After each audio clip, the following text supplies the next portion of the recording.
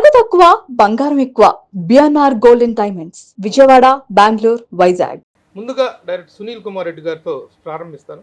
Director గారు first congratulations. Thank you.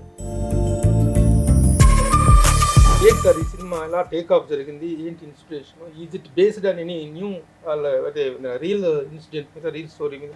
Sir ఇవి ఎన్నో మార్జినలైజ్డ్ ఒక సెక్షన్ ఆఫ్ సొసైటీ గురించిన ఒక కలెక్టివ్ స్టోరీ అనిగా నేను భావిస్తాను.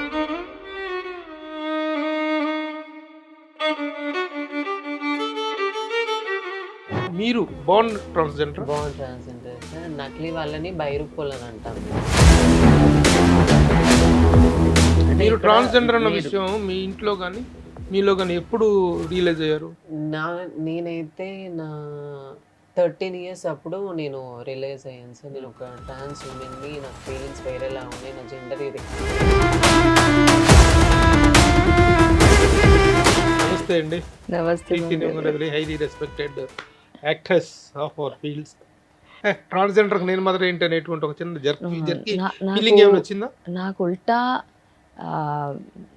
క్యూరియాసిటీ పెరిగింది, నేను తెలుసుకోవాలి, చెయ్యాలి. బోత్ ద స్టేట్స్ లో ఎంతమంది ఉన్నారు గేలు గే యాక్టివిస్టులు? యాక్టివిస్ట్ అయితే నేను ఒక్కడే ఉన్నాను సార్. ఎందుకనంటే ఇక్కడ వరకు ట్రావెల్ చేసి రావడం అనేది చాలా. ఒక వ్యక్తి మీద ఇష్టం లేకుండా చేయి వేసిందే రేపు. ఇప్పుడు జనరల్ న్యూట్రల్ లాస్ రావాలని చాలా మంది పోరాటం చేస్తూ ఉన్నారు. ఈవెన్ అబ్బాయి మీద రేపు జరుగుతుందని మొన్న ఏదో. హాయ్, హలో, నమస్తే అండి. Welcome to my show from the bottom of the heart in Suman TV, the India's largest digital media platform. సృష్టిలో ఆడ మగ అయితే, ఈ సృష్టిలో ఆడ మగ కాని మరొక జాతి అయితే, ఆ జాతి పట్ల, ఆ జాతిని ఎలా అనాలో ట్రాన్స్జెండర్స్ అంటారు, లేకపోతే తెలుగులో ఇంకా కొంచెం తక్కువ పదాలు వాడుతూ ఉంటారు. కానీ ఆ పద ప్రయోగం అనేటువంటిది అది బాధాకరంగా ఉంటుంది. సృష్టిలో దేవుడు చేసినటువంటి ఆ సృష్టిని ధిక్కరిష్టమే, వాళ్ళని అవమానిష్టం అంటే, వాళ్ళ పట్ల చిన్న చూపు చూడటం అంటే, వాళ్ళ పట్ల వివక్షగా ప్రవర్తించడం అంటే దైవ ధిక్కారం కిందకే వస్తుంది. నిజంగా వాళ్ళని ఎవరైనా తక్కువగా చూసినా, తక్కువగా మాట్లాడినా. కానీ సమాజంలో వాళ్ళ పట్ల జరుగుతున్న వివక్షకి ఒక న్యాయబద్ధమైనటువంటి, ఒక చట్టబద్ధమైనటువంటి రక్షణ కావాలి, ఒక ప్రొటెక్షన్ కావాలి, ఒక భరోసా కావాలి అనేటువంటి వాదనలు కథను చాలా కాలంగా ప్రజా సంఘాల వాళ్ళు చేస్తున్నారు, పోరాటాలు చేస్తున్నారు. అయితే ఒక సినిమా రూపంలో వాళ్ళ మీద ఒక సినిమా తీసి, వాళ్ళ పక్షాన నిలబడి, వాళ్ళ పక్షాన వాదించి, వాళ్ళ పక్షాన ఒక న్యాయాన్ని ప్రసాదించాలనేటువంటి సంకల్పంతో ప్రముఖ దర్శకులు సునీల్ కుమార్ రెడ్డి గారు వారు చేసినటువంటి సినిమా లీగల్ బ్యాటిల్ జూన్ 19వ తారీఖున ప్రేక్షకుల ముందుకు రాబోతుంది. ఈ సినిమా పట్ల నేనెంత బాధ్యతగా ఫీల్ అయ్యాను అంటే, నేను కానీ మా సుమన్ టీవీ కానీ, ఎందుకంటే దీని పట్ల ఎలాంటి కమర్షియల్స్ కూడా లేకుండా ఈ సినిమాను ప్రమోట్ చేయడం మన రెస్పాన్సిబిలిటీ అనేటువంటి యాటిట్యూడ్తో ఈ ఇంటర్వ్యూకి ఈరోజు పిలవడం జరిగింది. ఇక నాతో పాటు నమస్తే సార్, హిమా రాథోడ్ ఇందులో మెయిన్ క్యారెక్టర్ చేసిన తను. She originally she a transgender, Hima Rathod. And దర్శకుడు సునీల్ కుమార్ రెడ్డి గారు చెప్పాను. మీ పేరు? విష్ణుతేజ. ఈయన ట్రాన్స్జెండర్స్ వీళ్ళ మీద పోరాటం చేస్తున్నట్టు ఒక సోషల్ యాక్టివిస్ట్. ఈయన టీవీ రంగాల్లో పరిచయ వాక్యాలు అవసరం లేని ప్రఖ్యాత నటి ప్రీతి నిగమ్ గారు ఉన్నారు. She did a wonderful character ఈ సినిమాలో. సో ఇది ఈనాటి కార్యక్రమ పరిచయం. ముందుగా డైరెక్టర్ సునీల్ కుమార్ రెడ్డి గారితో ప్రారంభిస్తాను. డైరెక్టర్ గారు ఫస్ట్ కంగ్రాచులేషన్స్. Thank you. మీరు తీసిన సినిమాలు ఏవి తెరలు చించేంత పెద్ద హిట్స్ ఏమి కావు, అది ముందే చెప్పుకోవాలి మనం. అయితే ప్రతి సినిమాలో కూడా ఒక సోషల్ కమిట్మెంట్ ఉంటుంది, ఒక రెస్పాన్సిబిలిటీ ఉంటుంది, సమాజం పట్ల ఒక కన్సర్న్ ఉంటుంది. ఇప్పుడు ఈ సినిమాలో కూడా అదే కనిపిస్తుంది. అందుకే ప్రత్యేకంగా మీరు ఇంటర్వ్యూ అనగానే, సినిమా రిలీజ్ అనగానే దీన్ని ప్రమోట్ చేయడం మా బాధ్యతగా ఫీల్ అయ్యి మిమ్మల్ని పిలవటం జరిగింది ఈరోజు షోకి. ఏంటి సార్ ఈ సినిమా ఎలా టేక్ ఆఫ్ జరిగింది, ఏంటి inspiration, is it based on any new అదే రియల్ ఇన్సిడెంట్ మీద, రియల్ స్టోరీ మీద? సార్ ఇవి ఎన్నో మార్జినలైజ్డ్ ఒక సెక్షన్ ఆఫ్ సొసైటీ గురించిన ఒక కలెక్టివ్ స్టోరీ అనిగా నేను భావిస్తున్నాను సార్. ఇది ఏ ఒక్కరి ఇష్యూయే కాదు, ఆల్మోస్ట్ అందరూ కూడా ఒక సిమిలర్ బ్యాక్గ్రౌండ్నే మనం చూడాలి. ఇప్పుడంటే ఏ ట్రాఫిక్ సిగ్నల్లో కనిపించినా, ఎవరి వెనక మీరు ఎవరిని కదిపినా కానీ ఒక కామన్ కథ ఉంటుంది. కడుపును పుట్టిన బిడ్డల్ని బయటికి తోసేస్తే ఎక్కడికి వెళ్ళాలో తెలియక వాళ్ళందరూ ఒక సమూహంగా మారి, ఒక గ్రూప్గా మారి, ఆ తర్వాత వాళ్ళ జీవిక సాగించడం ఏదైతే జరుగుతుందో, this is a common story. ఎంతోమంది అందులో చదువుకున్న వాళ్ళు ఉన్నారు, చదువు ఆపేసిన వాళ్ళు ఉన్నారు, స్కూల్లో బుల్లింగ్, అండ్ చిన్నప్పుడు చులకన, పేరెంట్స్ దగ్గర నుంచి ప్రతి ఒక్కళ్ళు కూడా వాళ్ళని ఆక్షేపించడం, సమాజం కోసం వాళ్ళని దూరం పెట్టడం, ఇవన్నీ ఏదైతే వెలివేయబడ్డారో వాళ్ళు ఒక సమూహంగా మారటం, వాళ్ళ జీవితాల్లో ఏం జరుగుతున్నాయో ఇటుపక్క వాళ్ళకి తెలియదు. వీళ్ళందరికీ కొన్ని అపోహలు ఉండొచ్చు. ఎందుకంటే మనకు కనిపించే ఆస్పెక్ట్స్ ఏవేవైతే ఉన్నాయో, ఈ ట్రాఫిక్ సిగ్నల్స్ దగ్గర కానీ, లేకపోతే ఎక్కడో ఫంక్షన్స్లో గొడవ చేశారు, ఇలాంటి ఆస్పెక్ట్సే తప్ప వాళ్ళు అలాంటి ఒక స్టేజ్లో ఎందుకు ఉండాల్సి వచ్చింది, దీనికి కలెక్టివ్గా ఒక సొసైటీగా మనది ఎంత బాధ్యత ఉంటుంది అనేది కూడా ఆలోచించవలసిన ఇష్యూ. నాకు 4 డిస్క్రిమినేషన్స్ చాలా సీరియస్గా కనిపించే. ఒకటి ఫ్యామిలీ డిస్క్రిమినేషన్, తర్వాత స్కూల్ లెవెల్లో అక్కడ జరిగే డిస్క్రిమినేషన్, వర్క్ ప్లేస్లో అండ్ లీగల్ ఆస్పెక్ట్లో. ఈ 4గిట్లో కూడా వాళ్ళకి ఒక రకంగా, ఎందుకంటే నాల్సా జడ్జిమెంట్ వచ్చే వరకు వాళ్ళని అసలు మనుషులుగానే ట్రీట్ చేయలేదు. ఎందుకంటే బైనరీ సిస్టమ్, ఐదర్ ఆడ కావాలి మగ కావాలి అంతే తప్ప ఇంకొకరు ఉండడానికి వీలు లేదు అనే ఒక చట్టాలు ఉండటం వలన వాళ్ళు ఒక క్వశ్చన్ మార్క్గా మిగిలిపోయారు. But because of NALSA judgment తర్వాత వాళ్ళని కూడా ఒక యూనిక్గా, వాళ్ళకి ఒక ఐడెంటిటీ అన్నది అస్తిత్వం ప్రదర్శించబడింది. వాళ్ళకి కూడా ఆ టైంకి అవకాశం ఇవ్వబడింది. ఆ తర్వాత ట్రాన్స్జెండర్ ప్రొటెక్షన్ యాక్ట్ అని వచ్చిన తర్వాత వాళ్ళ మీద ఏదైనా అత్యాచారం జరిగినప్పుడు పడే మ్యాక్సిమం పనిష్మెంట్ 2 years. అదే ఒక సిస్ ఉమెన్ మీద జరిగితే, ఒక రెగ్యులర్ మెయిన్ స్ట్రీమ్ ఉమెన్ మీద జరిగితే 10 సంవత్సరాలు, ఈవెన్ ఉరిశిక్ష అని నిర్భయ చట్టాల కోసం పోరాడిన ఇదే జనం. మనలో ఒక వ్యక్తి ఈక్వాలిటీ గురించి చెప్పుకునే గొప్ప దేశం ఈ దేశంలో, వాళ్ళకి పడే పనిష్మెంట్ చాలా తక్కువ, వాళ్ళ మీద ఎవరన్నా ఆకృత్యం జరుగుతుంది అనేది నన్ను బాగా షాక్ గురి చేసింది. మనం ఈక్వాలిటీ గురించి మాట్లాడుతున్న దేశం మనది, స్వతంత్రం కోసం పోరాడి మనందరం ఒకటే అని చెప్పుకుంటున్న దేశంలో ఒక సెక్షన్ పట్ల మనం ఇంత ఉదాసీనంగా ఉన్నామా అని ఆలోచించి ఎన్ని కేసులు వచ్చాయని చూస్తే విచిత్రం ఏమిటంటే 2019 నుంచి ఈ రోజు వరకు ఒక్క కేసు కూడా రిజిస్టర్ అవ్వలేదండి. అంటే ఒక్క కేసు కూడా ఫైనల్ హియరింగ్ వరకు వెళ్ళలేదు. కారణం ఏంటంటే అసలు బుక్కే కాలేదండి. ఎందుకంటే వీళ్ళు కంప్లైంట్ ఇవ్వడానికి కూడా కాలేదు, ఎవరు తీసుకోవడానికి ముందుకు కూడా రావట్లేదు. ఎన్నో ఎఫ్ఐఆర్లు బుట్టదాఖలు అయిపోయాయి కాబట్టి వాళ్ళు వెళ్ళడం కూడా మానేశారు. అంటే ఒక సెక్షన్ ఆఫ్ ద సొసైటీకి వ్యవస్థ మీద నమ్మకం పోవటం అన్నది అత్యంత బాధాకరమైన ఇష్యూ అండి. సో వాటిని అడ్రస్ చేయాలి అన్న ఇంటెన్షన్తో చేసిన ప్రయత్నమే. అంటే నేను సుప్రీంకోర్టు దగ్గర నుంచి ఒక సెషన్స్ కోర్టు వరకు ఉన్న కేస్ హిస్టరీస్ అన్నీ కూడా చూశాను. నేను సుప్రీంకోర్టు అడ్వకేట్స్తో, హైకోర్టు అడ్వకేట్స్తో, అలాగే సెషన్ కోర్టు జడ్జెస్తో కూడా డిస్కస్ చేయడం జరిగిందండి. ఈ ఓవరాల్ ఈ స్టోరీ నేను చేసిన రీసెర్చ్లో.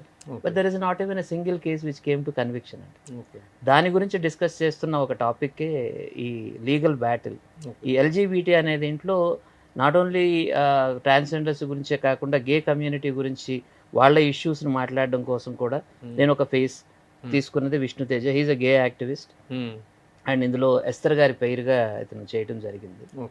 So it's a properly researched. నేను ఇందాక రాంగ్ చెప్పినట్టున్నాను, వీళ్ళు సోషల్ యాక్టివిస్ట్, గే యాక్టివిస్ట్. అయ్యా, social activist and they work together అండి. వాళ్ళందరి హక్కుల కోసం పోరాటం చేస్తూ ఉంటారు. ఇది ఈ సినిమా నేపథ్యం. అసలు దీనికి రియల్ ఇన్సిడెంట్ ఏదైనా ఉందా, తను సెలెక్ట్ చేసుకోవటం కానీ ఎలా జరిగింది? లేదండి, నేను ఈ సబ్జెక్టు గురించి వర్క్ చేస్తున్న తర్వాత నేను చాలా మంది ఎవరైతే దీంట్లో వర్క్ చేస్తున్నారో లైక్ విష్ణు గారు కానీ, చంద్రముఖి గారు కానీ, లైలా గారు, ఇలాంటి వీళ్ళందరినీ కూడా కలవటం, వాళ్ళ నుంచి నేను స్టోరీస్ తీసుకోవడం. ఎలాగైతే గల్ఫ్ సినిమాకి నేను కొన్ని వందల మంది స్టోరీలను కలిసి నేను తీసుకున్నాను, అలాగే చాలా మందితో నేను ఇంటరాక్ట్ అయ్యి వాళ్ళ జీవితం లేకపోతే వాళ్ళ బ్యాక్గ్రౌండ్స్ అన్నింటినీ కూడా కనుక్కొని ఆ సమస్యలను డిస్కస్ చేశాను. నేను ఆడిషన్ చేసే ప్రాసెస్లో నేను ఎన్నో ఏరియాస్కి, ఈవెన్ బాంబే, బెంగళూరు, అన్ని ప్లేసెస్కి వెళ్ళి నేను ఆడిషన్ చేశాను. సో అన్ఎక్స్పెక్టెడ్గా నాకు హిమ చంద్రముఖి ఒక ప్లేస్కి తీసుకొని వెళ్ళింది. వాళ్ళందరూ ఉండే ఘరానా దీనికి తీసుకొని వెళ్ళినప్పుడు ఐ హ్యాపెన్ టు ఏంటి వాళ్ళు ఉండే ప్లేస్ ఏమంటారు? సో దయార్ అంటారు. అంటే పాతకాలంలో ఉండే వాటిని దయార్ అంటారు. ఇప్పుడు మేము నార్మల్ గా రెంట్ కుంటున్నాం కాబట్టి అవి నేమ్ అని పిలుస్తాం. సో ఒక టైంలో ఒక వ్యవస్థ అండి. సో అందులో పిల్లటం కూడా, పిలుపులు కూడా డిఫరెంట్ ఉంటాయి. చల్లా అనేది అంటారు అనుకుంటా. చాలా గురు పెద్ద వాళ్ళని చల్లా ఇది అంటారు. గురువు కింద శిష్యుల కింద లెక్క. అమ్మ, అలాగే కూతురు, నాని, అన్ని పిలుపులు ఉంటాయండి. వాళ్ళకు మ్యాట్రియార్కల్ సొసైటీని అక్కడ వాళ్ళు ఎస్టాబ్లిష్ చేసుకున్నారండి. సో ఆ సిస్టమ్, ఆ దీంట్లో నాకు ఈ అమ్మాయి కనిపించడం జరిగింది. The moment I saw her and I thought okay, she is my Mohini. She is looking so pretty. మిమ్మల్ని మేము షీ అని మేము పిలవాలా, హీ అని పిలవాలా?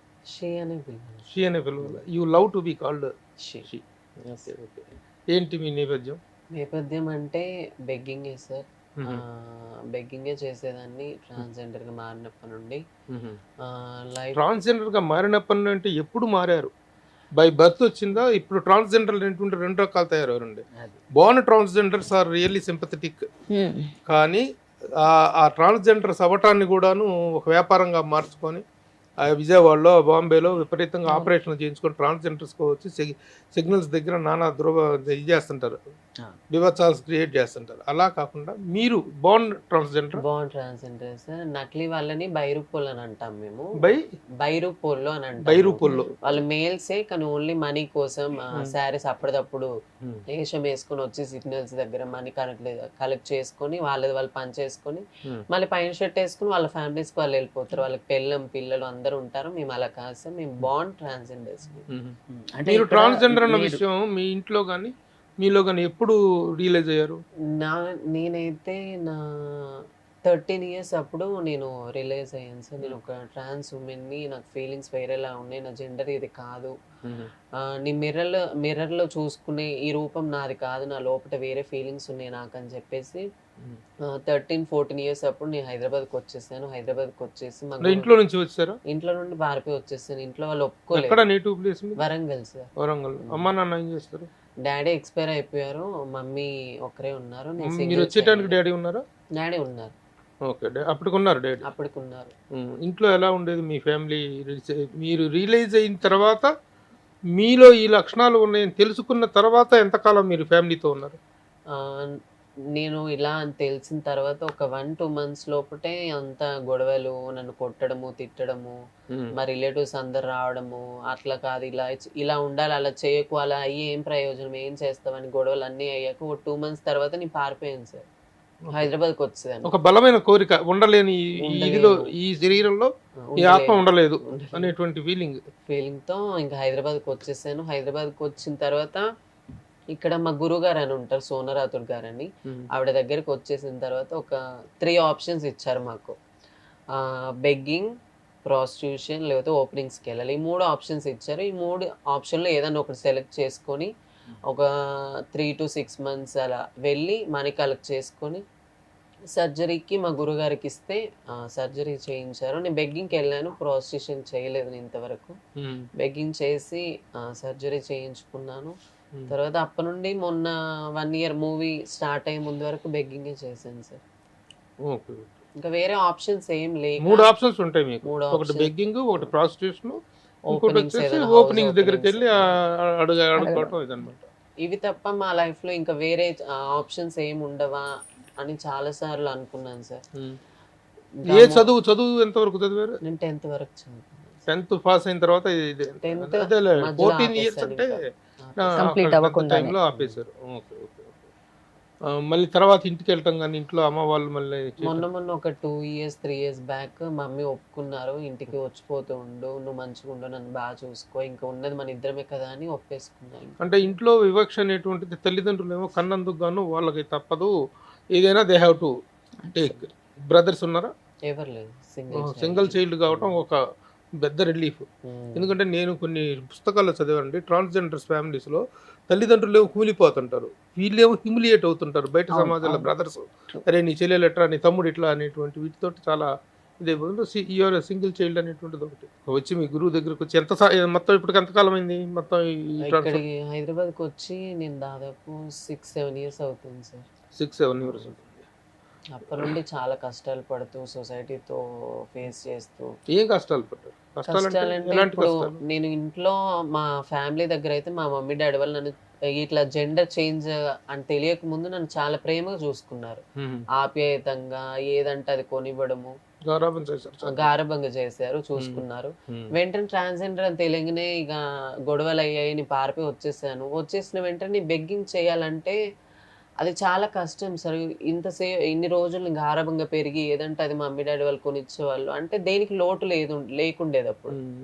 సడన్ గా ఇప్పుడు వచ్చేసి చప్పట్లు కొడుతూ ఒక 10 రూపాయల కోసం అడుక్కొని చేయి చాపాలంటే అదొక తెలియని బాధ, ఏదైనా బాధే కదా సార్. ఇప్పుడు తెలియని వాళ్ళంటే చప్పట్లు కొట్టి అడగాలంటే చాలా కష్టం. మీరు వచ్చి ఇక్కడ జాయిన్ అయింది కదా, ఆ జాయిన్ అయిన దగ్గర ఎప్పుడు కూడాను వాళ్ళు మీకు ఈ 3 ఆప్షన్సే కాకుండా చదువు అనే ఒక ఆప్షన్ ఉంటుంది. లేకపోతే లైఫ్లో ఏదైనా ట్రైనింగ్ అవ్వటం ఇట్లాంటివి ఉంటాయి కదా, వాటి వైపు డైవర్ట్ చేయకుండా ఈ మూడే మీ జీవితానికి పరమావధి లాగా చేయటం ఏంటి? అంటే ఇప్పుడు అలాంటి ఎంత లక్ష్యం మీరేం పెట్టుకోలేదా? అంటే ఎవరన్నా సపోర్ట్ ఇస్తే కదా సార్, మేము ఎంత చదువుకున్నా మాకు ఏదైనా జాబ్ ఆఫర్స్ కానీ ఏదైనా ఇస్తే మాకు చదువుకుని నెక్స్ట్ ఒక సపోర్ట్ వచ్చింది, జాబ్ చేసుకోవచ్చు అని ఒక ధీమా ఉంటుంది. అసలు సపోర్ట్ ఇచ్చే వాళ్ళే లేనప్పుడు ఇంకా మేము చదువుకొని ఏం చేయాలి? మా దాంట్లో చాలా మంది ఉన్నారు సార్, పిహెచ్డి చేసిన వాళ్ళు కానీ, డిగ్రీలు చేసిన వాళ్ళు కానీ, నర్సింగ్ జాబ్స్ చేసిన వాళ్ళు కానీ, అందరూ చేసి ఇప్పుడు మళ్ళీ అదే బెగ్గింగ్ చేసుకుంటూ ఉన్నారు. సపోర్ట్ లేదు, చదువుకొని కూడా చదువుకొని కూడా ఇంకా అదే బెగ్గింగ్ చేస్తున్నారు, సపోర్ట్ లేదు. ఎంత సంపాదిస్తారమ్మా బెగ్గింగ్ లో రోజుకి? బెగ్గింగ్ అంటే డైలీ ఒక 500 సిగ్నల్ దగ్గర అడుక్కుంటే 10 రూపాయలు అడుక్కుంటే డైలీ 500 1000 రూపాయలు వస్తాయి సార్. అవి కూడా రెంట్లకి. ఇక్కడ రెంట్ అంటే ఈదిలో డబ్బులు మీరు ఎంత కట్టాల్సి ఉంటుంది అక్కడ? మీ గురువుకో మీరుండే ప్లేస్ కి కట్టాలి కదా రెంట్ కి మాకు డబల్ తీసుకుంటారు సార్, ఎందుకంటే మేము ట్రాన్స్జెండర్స్ కదా. నార్మల్ ఫ్యామిలీస్ కంటే మేము డబల్ ఇవ్వాలి రెంట్. ఇప్పుడు 5000 అంటే దానికి 10,000 కట్టాలి మేము అట్లా రెంట్లకి. మీరు అంతా సమూహంగా ఉంటారు కదా ఒక చోట, గురువు చెల్లాను ఎవరు ఉంటారు కదా, కొంతమంది అలా ఉంటారు. మీకు నచ్చిన వాళ్ళు ఎవరు సెపరేట్ గా ఉండొచ్చు, అట్లా మొత్తం గురువు దగ్గరే ఉండాలని ఏం లేదు. ఇప్పుడు మిమ్మల్ని ఫస్ట్ టైం డైరెక్టర్ గారు చూసి డైరెక్టర్ గారు ఈ సినిమా ఆఫర్ ఇచ్చినప్పుడు what was your feeling? First అయితే షాక్ అయ్యాను సార్ నేను. అంటే ఈ షూటింగ్స్ కానీ చిన్న చిన్న షార్ట్ ఫిలిమ్స్ కానీ అసలు ఎలాంటివి ఏం తెలియదు నాకు. ఫస్ట్ టైం షూటింగ్ దాంట్లో నువ్వు సెలెక్ట్ అయ్యావు, నేను సెలెక్ట్ చేశాను, నువ్వు హీరోయిన్ గా అంటే మెయిన్ క్యారెక్టర్ చేయాలంటే నాకు భయం వేసింది చాలా. సార్ కూడా చెప్పాను, సార్ నేను చేయలేను ఇంతవరకు కూడా, నేను అసలు ఒక రీల్స్ తప్ప ఇంకా నార్మల్ నేను ఏం చేయలేదు, నేను చేయలేను సార్, నాకు చాలా భయం. అంటే సార్ చాలా ధైర్యం ఇచ్చారు. ఏం కాదమ్మా, నేను చూసుకుంటాను, నేను సపోర్ట్ చేస్తాను, నేను ఎలా చేయాలి ఏంది అంతా చెప్తాను, నువ్వు నా మీద ధీమా పెట్టుకుని నువ్వు సెట్స్లోకి రా, నేను అంతా చూసుకుంటానని చెప్తే ఇంకా వచ్చేసాను సార్. ఎలా అనిపించింది యాక్టింగ్? చాలా బాగా అనిపించింది. ఎన్ని రోజులు చేశారు? 2 months 1 month ఏమో చేశాను సార్. ఎంత ఇచ్చారు సార్? మరి నీకు సంపాదన అనేది కదా. అంటే సంపాదన గురించి నేను ఎక్కువ ఆలోచించలేదు సార్, ఎందుకంటే ఈ మూవీ మొత్తం జరిగేదే మా లైఫ్ మీద. ఇప్పుడు ఈ మూవీ తీస్తే నలుగురు చూసి ఒక నలుగురైనా మార్పు వచ్చిద్దేమో సొసైటీలో ఈ మూవీ ప్రకారంగా, నేను మనీ కోసం అయితే ఆలోచించలేదు సార్ మూవీలో యాక్ట్ చేసేటప్పుడు. వెరీ గుడ్, మంచి good thinking. I will come back to you. Me mummy దగ్గరికి వెళ్దాం. నమస్తే అండి. నమస్తే. Highly respected actress of our fields. మీరంటే మొదటి నుంచి కూడా ప్రత్యేకమైన అభిమానం, గౌరవం. Thank you so much, thank you so much. అయితే నార్మల్గా మీరు చాలా మదర్ క్యారెక్టర్లు చేస్తుంటారు, గయ్యాలి రాక్షస మదర్ క్యారెక్టర్ చేశారు, ప్రేమమూర్తి అయినటువంటి అమ్మ పాత్రలు చేశారు, గొప్పగా చేశారు. టీవీ, ముఖ్యంగా టీవీ రంగంలో మీ పేరు చెప్తే తెలియని వాళ్ళు ఎవరు ఉండరు. సచ్ రెనౌండ్ యాక్టర్ మీరు. అయితే రెగ్యులర్గా ఒక మదర్ క్యారెక్టర్ చేయటం వేరు, ఒక ట్రాన్స్జెండర్కి మదర్ క్యారెక్టర్ చేయటం, అందులో ఉండే పెయిన్ తీసుకోవటం, అది ఎలా అనిపించింది మీకు? డైరెక్టర్ గారు చెప్పినప్పుడు ట్రాన్స్జెండర్కి నేను మదర్ ఏంటి అనేటువంటి ఒక చిన్న జర్కీ ఫీలింగ్ ఏమైనా వచ్చిందా? నాకు ఉల్టా క్యూరియాసిటీ పెరిగింది, నేను తెలుసుకోవాలి, చెయ్యాలి, ఇంట్రెస్ట్తోనే చేశాను నేను. ప్లస్ సునీల్ గారు ఎక్స్ప్లెయిన్ చేయడం కూడా సో హంబుల్, చాలా హంబుల్, ఎంత సాఫ్ట్. అసలు అంటే చైల్డ్ ఆర్టిస్ట్ దగ్గర కానీ ఎవరితోనైనా కూడా, ఆర్టిస్ట్ దగ్గరేనే కాదు ఎవరి దగ్గరైనా ఆయన హంబల్ గా ఉంటారు అనేది ఇది అర్థమైంది వర్క్ చేసిన తర్వాత. బట్ ఎక్స్ప్లెయిన్ చేసినప్పుడు నాకు ఇంకా ఇంట్రెస్ట్ పెరిగింది యాక్చువల్గా. బికాస్ నేను ఊహించుకున్నాను నిజంగా పేరెంట్స్ ఫీలింగ్ ఎలా ఉంటుంది, ఎలా ఉండొచ్చు, వాళ్ళు ఏ విధంగా ఫేస్ చేసి ఉండొచ్చు. వీళ్ళ పేరెంట్సే ఉన్నారు వాళ్ళు, కానీ ఏ మదర్ అయినా కూడా ఫాదర్ బహుశా దూరం పెట్టవచ్చు, ఇరిటేట్ అయిపోవచ్చు, కానీ అందులో వీళ్ళ తప్పేముంది? ఫస్ట్ పాయింట్ అర్థం చేసుకోవాల్సింది ఏంటంటే వీళ్ళ తప్పేముంది. అది వాళ్ళు నేను ఇది కావాలని కోరుకోవడం కాదు. ఇప్పుడు ఏదైనా క్యారెక్టర్స్ మాకు ఇస్తుంటే ఈ క్యారెక్టర్ ఉంది అంటారు, నవరసాలు ఉన్నాయి. నవరసాలు ఉన్నప్పుడు ఒకసారి ఈ క్యారెక్టర్ ఇచ్చారు, ఒకసారి ఆ క్యారెక్టర్ ఇచ్చారు, ఇంకో క్యారెక్టర్ ఇచ్చారు, రకరకాలుగా పర్ఫామ్ చేసే స్కోప్ ఇచ్చారు, హ్యాపీగా వర్క్ చేసాం. వీళ్ళకి ఆ స్కోప్ లేదు కదా. నేను అమ్మాయిగా ఉండాలనో, అబ్బాయిగా పుట్టాను, అమ్మాయిగా ఉండాలనుకుంటున్నాను, ఆ కన్ఫ్యూజన్ వీళ్ళకే ఉంటుంది. ఆ డిసిషన్ తీసుకోలేని స్టేజ్ ఆ 13 yearsలో ఏముంటుంది అసలు? ఆ ఏజ్లో పేరెంట్స్కి చెప్పలేక, అర్థం చేసుకోలేక, అందులో డైలాగ్ కూడా మీరు ఇందాక అడిగిన డైలాగ్ రాశారు కూడా ఆయన. నేను ఈ బాడీలో నేను ఉండలేకపోతున్నానమ్మా అంటాడు. ఉన్నది కొడుకే కాబట్టి నేను ఈ శరీరంలో నేను వేరే వేరే ఏదో శరీరంలో ఉన్నట్టుందమ్మా, నాకు ఊపిరి ఆడట్లేదు ఈ శరీరంలో అంటాడు. సో తన పరిస్థితి అదే. ఇంట్లో చెప్పినా అర్థం చేసుకోలేరు. కానీ ఏ మదర్ అయినా ఇప్పుడు ఏమండి ఎంతమంది డిసేబుల్ చిల్డ్రన్ ఉంటారు, వాళ్ళని యాక్సెప్ట్ చేస్తున్నారు కదా. లిటరలీ వెజిటేబుల్ కొంతమంది ఆ పేరెంట్స్ ఎంత పెయిన్ తీసుకుంటారు, వాళ్ళని ఎత్తుకొని తిరుగుతారు, హాస్పిటల్స్ తిరుగుతారు, నానా రకాలుగా వాళ్ళు ఫేస్ చేస్తారు. అదే చుట్టాలు మరి ఏ ఒక్కళ్ళు వచ్చి మాట్లాడరే. ఇలాంటి బేబీ ఉన్నప్పుడు ఎందుకు మాట్లాడతారు అనేది అర్థం కాదు. వాళ్ళు ఫస్ట్ పేరెంట్స్ స్ట్రాంగ్ గా ఉంటే ఇంకొకళ్ళు మాట్లాడడానికి స్కోపే ఇవ్వకూడదు. సో అలాంటి కాన్ఫ్లిక్ట్ మీ క్యారెక్టర్ లో ఉందా? మీరు చేసిన క్యారెక్టర్ లో మదర్ క్యారెక్టర్ ఉంది. ఎందుకంటే ఇక్కడ హస్బెండ్ క్యారెక్టరే వచ్చేసి పిల్లోని కొట్టడం. ఎందుకంటే బాబు వచ్చేసి ఒక రోజు రెడీ అయిపోయి పువ్వులు అంతా పెట్టుకొని అద్దంలో చూసుకుంటూ ఉంటే ఫాదర్ కొట్టేస్తుంటారు. ఇక్కడ ఏంటంటే మదర్ ఆల్రెడీ సిక్ ఉంది అని చూపించాం.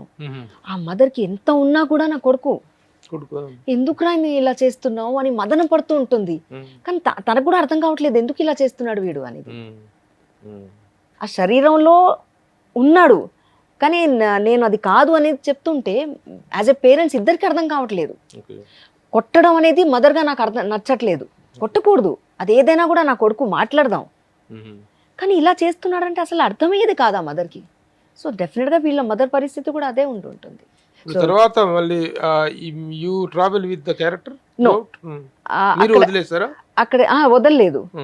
ఆ మదరే చనిపోతుంది అక్కడ, క్యారెక్టరే అక్కడ ఫినిష్ చేశారు. So enjoy doing the character. Definite గా బికాజ్ ఒక మంచి కాజ్ ఇది, ఒక సొసైటీలో ఫేస్ చేస్తున్న ఒక పెద్ద ప్రాబ్లం ఇది, ఒక చెద లాంటిది. ఆ చెదని మనం అర్థం చేసుకోవాలి. అంటే ఆ థాట్, వీళ్ళని డిస్క్రిమినేట్ చేయాలి అనే థాట్ ఉంది కదా, అది చెద అంటున్నాను నేను. నాకు వినటానికే చాలా వింతగా ఇదిగా అనిపిస్తుంది. మన సొసైటీలో, మన తెలుగు స్టేట్స్లో ఒక గే యాక్టివిస్ట్ అనే పదం కొంచెం ఇదిగానే అనిపిస్తుంది నాకు. అసలు ఒక గే యాక్టివిస్ట్ నేనని చెప్పి ఆ గే కల్చర్ అనేటువంటిది యాక్చువల్గా మన సొసైటీలో ఉందా ఇక్కడ? To what extent it is there? So యాక్చువల్గా మీరు ఏదైతే ఆశ్చర్యాన్ని వ్యక్తపరిచారో చాలా మందికి కూడా గే అంటే చాలా ఎఫ్యూమినైట్ గా మనకు మెయిన్ స్ట్రీమ్ మనకి ఏదో మెయిన్ స్ట్రీమ్ మూవీస్ లో వచ్చినట్టుగా మనకు ఉంటుంది సార్. ఏదంటే చాలా అమ్మాయిగా ఏదో లిప్స్టిక్ వేసుకొని వంకర్లు తిరుగుతున్నట్టుగా క్యారెక్టర్స్ మనం ప్రీవియస్ తెలుగు సినిమాలు ఏవైతే చూసామో గే వ్యక్తులు అంటే అలాగే ఉంటారేమో అనిపించింది సార్. అంటే మన ఛానల్లో కూడా ఈవెన్ సుమన్ టీవీలో కూడా నేను గతంలో చేసిన ఇంటర్వ్యూస్ లో యాంకర్స్ అడిగిన ప్రశ్నలకి వచ్చిన సమాధానాలు చూసిన ఆడియన్స్ కూడా ఆశ్చర్యపోయారు. అంటే నిజంగా ఒక గే మగ వ్యక్తి ఈ విధంగా ఉంటారా అంటే సినిమాలో చూసింది వేరు, సొసైటీలో మనం ఇలా ఉంటారని అనుకున్నది వేరు. ఈ అబ్బాయి చూడడానికి అబ్బాయి లాగే ఉన్నాడు కదా, గే అని అసలు ఎలా అనుకుంటాం, ఎలా నమ్ముతాం, ఏదో టీవీలో కూర్చోబెట్టి మాట్లాడిస్తున్నారేమో అని చాలా మంది అపోహపడ్డారు. బట్ ఒక చిన్న డిఫరెన్స్ ఏంటంటే సార్, ఇప్పుడు నా ముందు హిమా గారు ఉన్నారు. సో హిమా గారికి చిన్నప్పటి నుంచి ఏంటంటే జెండర్ డిస్ఫోరిక్ కండిషన్ తోటి, అంటే నా శరీరంలో ఉన్నటువంటి వ్యక్తి ఉన్న జీవి నాది కాదు. సో మ్యాచ్ అవ్వట్లేదు, నా బాడీకి నా మనసులో ఉన్నటువంటి ఆలోచనకి నా మనసుకి మ్యాచ్ అవ్వట్లేదు, నా రూపాన్ని నేను మార్చుకోవాలి నా మనసుకు తగినట్టుగా అనేది వాళ్ళు పడే సంఘర్షణ. మా వరకు వస్తే ఎలా ఉంటుందంటే ఏదైతే అదే 13, 14 ఏళ్ళు 16 ఏళ్ళ ఆ టైంలో ప్రతి ఒక్కరికి ఏ వ్యక్తుల పట్ల ఆకర్షణకి గురవుతాం. ఇప్పుడు మగపిల్లల ఆడపిల్లల మీద, ఆడపిల్లల మగపిల్లల మీద ఇదే బైనరీగా అట్రాక్షన్లో ఉండడం అనేది మనకు సహజంగా ఆ కౌమార దశలో వచ్చేటువంటి సందర్భం.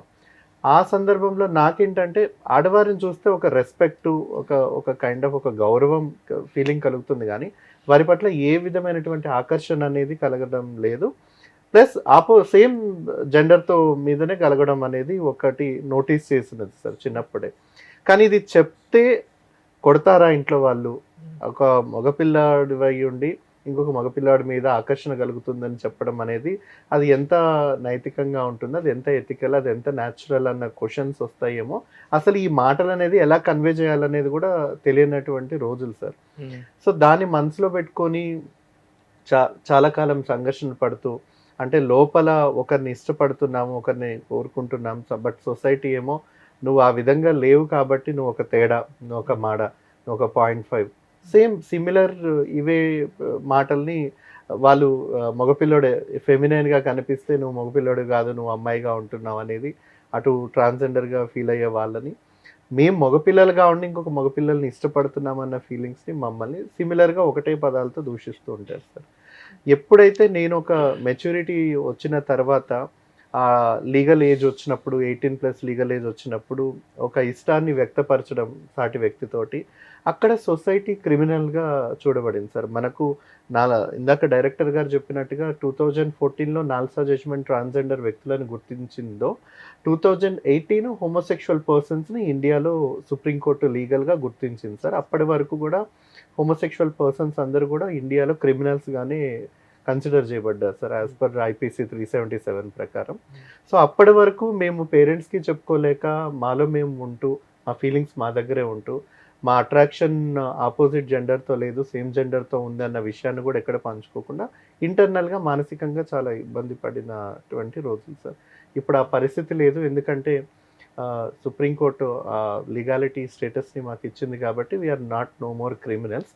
సో దాన్ని ధైర్యంగా చేసుకొని ఈ LGBT lesbian gay bisexual transgenders వ్యక్తుల యొక్క కమ్యూనిటీస్ వాళ్ళ ఒక అస్తిత్వానికి పోరాటంలో నేను కూడా భాగస్వామ్యం అవ్వడం, దశాబ్ద కాలం పాటు తెలుగు రాష్ట్రాలలో ఒక యాక్టివిస్ట్గా ఉండి ట్రాన్స్జెండర్ వ్యక్తులు గే వ్యక్తులు వీళ్ళందరి యొక్క హక్కుల్ని కాపాడడానికి వర్కింగ్ ఫర్ బోత్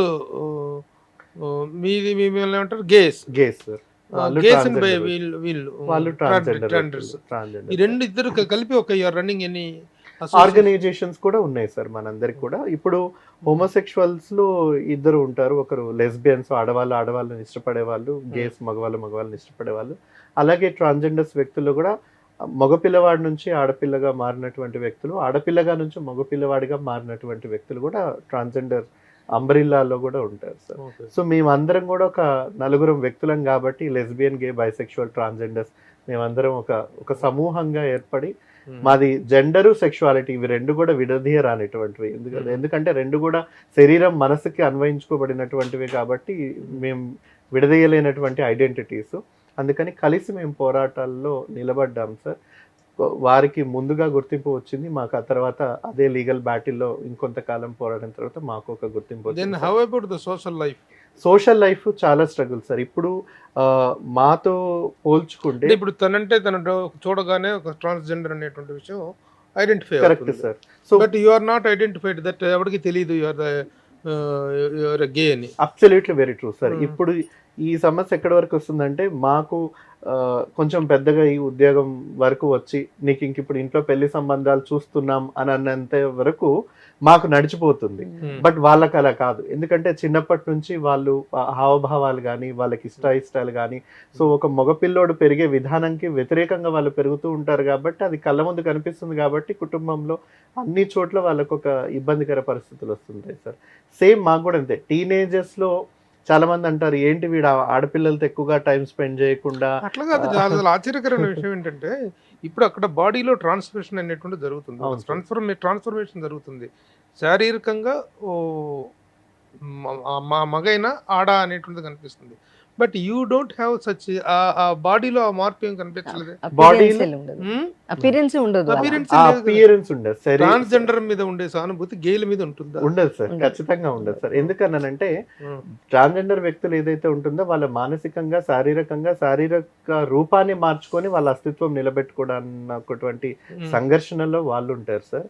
మేము మా బాడీలో ఉన్నటువంటి మా మానసిక ఫీలింగ్స్ ని ఎమోషన్స్ ని అలైన్ చేసుకొని దానికి రెస్పెక్ట్. ఎందుకనంటే ఇప్పుడు మనకు ఒక కుటుంబంలో ఒక తల్లిదండ్రులకి మగపిల్లవాడు పుట్టాడు అని అంటే తనకు కొన్ని బాధ్యతలు ఉంటాయి సమాజంలో. తల్లిదండ్రులు పోషించాలి, పెళ్లి చేసుకోవాలి, వంశాన్ని ఉద్ధరించాలి, వంశోద్ధారకుడు అవ్వాలి, మళ్ళీ పిల్లలు, మళ్ళీ ఒక వ్యవస్థ లోపలే ఉంటుంది సార్.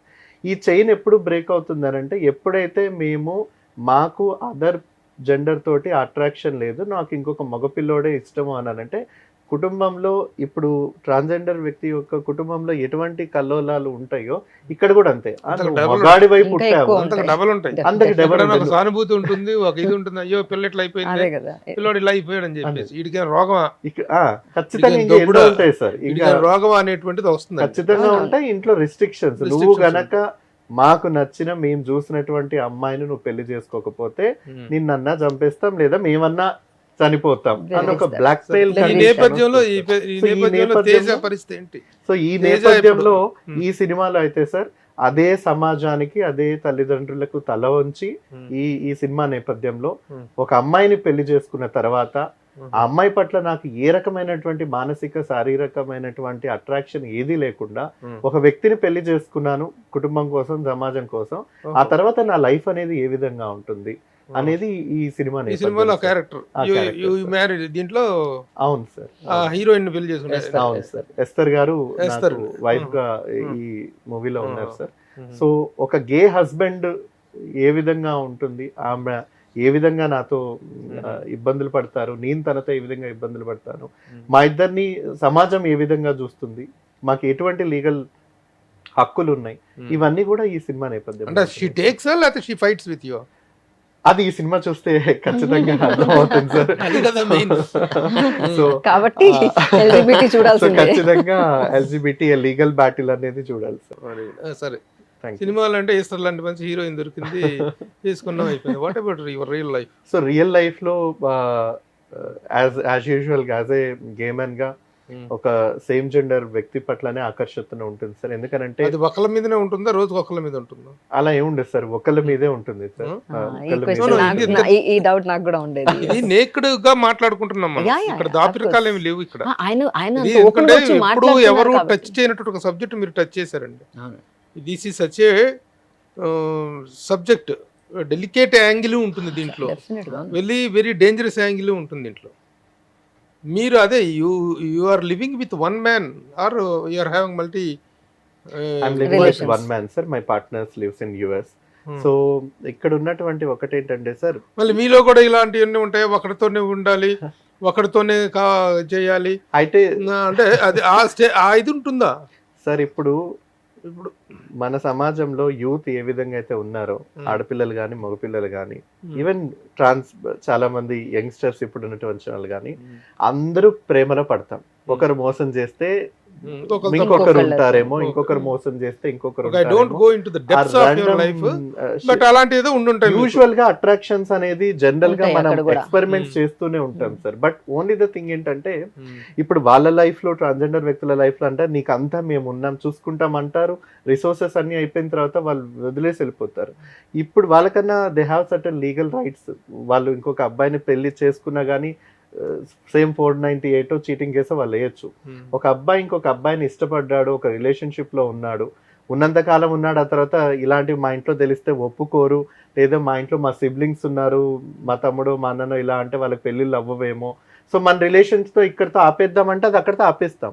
సో నేను బాధపడినా, నేను ఏడ్చినా, నేను స్టేషన్ కి వెళ్ళలేను, ఇంట్లో వాళ్ళకి చెప్పలేను, ఒక ఫ్రెండ్స్ దగ్గర చెప్పుకొని బాధపడ్డాను తప్ప. మీ ఫ్యామిలీ, యువర్ ఓన్ ఫ్యామిలీ, మీరు ఎంతమంది, మీ బ్రదర్స్ ఏంటి, మీ మదర్ ఫాదర్ ఏంటి? సో సేమ్ మన హిమాలాగానే మా లైఫ్ స్టైల్స్ అన్ని చాలా సిమిలర్ గా ఉంటాయి సార్. ఎప్పుడైతే ఈ విధంగా ఫీలింగ్స్ ఉన్నాయి, పెళ్లి అనేది అంశం ఇష్టం లేదు అన్నంత వరకు ఉంటే ఇంట్లో ఉండాలి, లేదా బయటకు వెళ్ళిపోవాలన్న సిచ్యువేషన్స్ అరైజ్ అవుతాయి సార్. ఉండలేక మేము బయటకు వచ్చేసిన తర్వాత సొంతంగా బ్రతకడం మేము నేర్చుకుంటాము. అదే విధంగా నాకు కూడా సిబ్లింగ్స్ ఉన్నారు సార్. మా సిస్టర్ మ్యారీడ్ అయ్యారు, మా ఫాదర్ ఎక్స్పైర్ అయ్యారు. బట్ స్టిల్ ఈ రోజు వరకు ఆయన టిల్ లాస్ట్ బ్రీత్ వరకు కూడా యాజ్ అ ఫాదర్ గా ఆయన ఎప్పుడు కూడా యాక్సెప్ట్ చేయలేదు. ఎందుకంటే ప్రివిలేజ్డ్ ఫ్యామిలీస్ దగ్గర నుంచి వచ్చినప్పుడు కూడా సొసైటీలో మన దగ్గర ముఖ్యంగా మగపిల్లల్లో వాళ్ళకి వెనకాల కాస్ట్, క్లాసు, రిలీజన్ ఈ ప్రివిలేజెస్ అన్నీ ఉంటాయి. సో నేను ఎప్పుడైతే అగెయిన్స్ట్ ద నోషన్ ఆఫ్ సొసైటీకి, నాకు అమ్మాయిలంటే ఇష్టం లేదు, నాకు అబ్బాయిలే ఇష్టం, నేను అబ్బాయితోనే ఉంటాను అని అంటే nobody is gonna accept. Not only the society, family, even the friends, అప్పటి వరకు ట్రావెల్ చేసిన వ్యక్తులు ఎవరు కూడా యాక్సెప్ట్ చేయరు. ఎందుకంటే సొసైటీలో నువ్వు అబ్నార్మల్గా బ్రతకడానికి నువ్వు నిర్ణయించుకున్నావు అన్నటువంటి వాళ్ళ నిర్ణయాన్నే నా మీద ఫోర్స్ చేస్తూ ఉంటారు. కాబట్టి same struggles we do also face. వాళ్ళకు ఫిజికల్గా, మెంటల్గా ఎంత ఉంటుందో మాకు కూడా మెంటల్గా అంతకు రెట్టింపులు ఆ మెంటల్ స్ట్రగుల్ అండ్ ట్రామా ఉంటుంది sir. But the only the thing is same as. ఎందుకు ఈ కంపారిజన్ చేస్తున్నానంటే మా లైఫ్స్ అన్ని చాలా సిమిలర్గా ఉంటాయని. సో హిమా రథోడ్ వాళ్ళ ఫాదర్ యాక్సెప్ట్ చేయలేదు టిల్ ద లాస్ట్ మినిట్, మా ఫాదర్ యాక్సెప్ట్ చేయలేదు. సేమ్ ఒక కొడుకు నుంచి కూతురుగా మారినా ఆ ఎమోషన్ ఎక్కడా తగ్గలేదు. కొడుకుగా ఉండి ఇంకొక అబ్బాయిని ఇష్టపడుతున్నాడన్నా కూడా మా తల్లికి కూడా ఎమోషన్ ఎక్కడన్నా మారలేదు. కానీ ఏం చేస్తారు? ఎమోషన్ మారలేదంటే they have to accept it and welcome. తప్పదు. ఇప్పుడు కొన్ని ఇవన్నప్పుడు మీకు చేయగలిగేదే ఉందనుక తల ఒగ్గి జీవితంతో రాజీ పట్టం తప్పితే నోబడి ఎవరు ఇలాంటి దీన్ని ఎవరు కోరుకోరు కదా. ఇది అది కాదు, ఇప్పుడు ఇక్కడంటే బాడీలో ట్రాన్స్ఫర్మేషన్ అనేటువంటిది, బాడీలో ఒక రకమైనటువంటి పరివర్తన మానసికంగా, పరిణామం అనేటువంటిది శారీరకంగా జరగటానికి బయలాజికల్ రీజన్స్ ఉన్నాయి. ఆ రీజన్స్ ని వాళ్ళు ఏమి చేయలేరు. బట్ ఒక మగవాడికి ఈ ఆలోచనలు రావటం అనేటువంటి దాన్ని కంట్రోల్ చేసుకోవాలి కదా. సో ఇది కూడా ఒక బయలాజికల్ రీజన్ Biologically. ఏంటంటే అది కూడా బయాలజికలే. ఎందుకంటే మనం ఆలోచిస్తే తీవ్రత ఏంటి అంటున్నావు? డైరెక్టర్ గారు ఏదైతే చెప్పారో మనకు నాల్సా జడ్జిమెంట్ రాకముందు కేవలం ఆడామగ మాత్రమే ఈ సృష్టిలో ఉండాలి, ఈ ప్రపంచంలో ఈ సృష్టిలో ఆడామగ మాత్రమే బ్రతకాలి, ఆడామగ మాత్రమే ఉండాలి, ఏం జరిగినా వాళ్ళిద్దరి మధ్యనే జరగాలి, ఇదే మా శాసనం, ఇదే మా మాట అనేది అది ఎవరు రాశారో తెలియదు కానీ తరతరాలుగా అదే కొనసాగింపుగా వచ్చింది. ఎప్పుడైతే భారతదేశం ట్రాన్స్జెండర్ వ్యక్తులు కూడా మూడో థర్డ్ జెండర్ వ్యక్తులుగా అన్నట్టుగా, అంటే మరి ఇక్కడ ఫస్ట్ సెకండ్ ఎవరో కూడా మనకి ఇప్పటి వరకు తెలియదు, బట్ అంటే ఫస్ట్ మగవారు, సెకండ్ ఆడవారు, థర్డ్ ట్రాన్స్జెండర్స్ అంటే ఇలా కేటగరైజ్ చేసిన హైరార్కీ ఎవరు నిర్ణయించారు కూడా మనకు తెలియదు. బట్ అది కూడా మనుషులు చేసుకుంది. ఏం చదివాబా? చాలా బాగా మాట్లాడుతున్నావు. The way of your expression, the way your talking is MSc very biotechnology sir, MSc biotechnology. Biotechnology చదివిన తర్వాత బయలాజికల్ ఇవల్యూషన్స్ ఏం అర్థం కాలేదు. So biological evolution is also natural sir. ఎందుకంటే ఇక్కడ ఒక చిన్న విషయం ఏంటంటే సార్, మీరు చెప్పినట్టుగా జెండర్ ఏదైతే ఉందో అది బయాలజికల్ సార్, సెక్స్ ఏదైతే ఉందో అది బయాలజికల్ సార్, సెక్షువాలిటీ అనేది కూడా బయాలజికల్ సార్.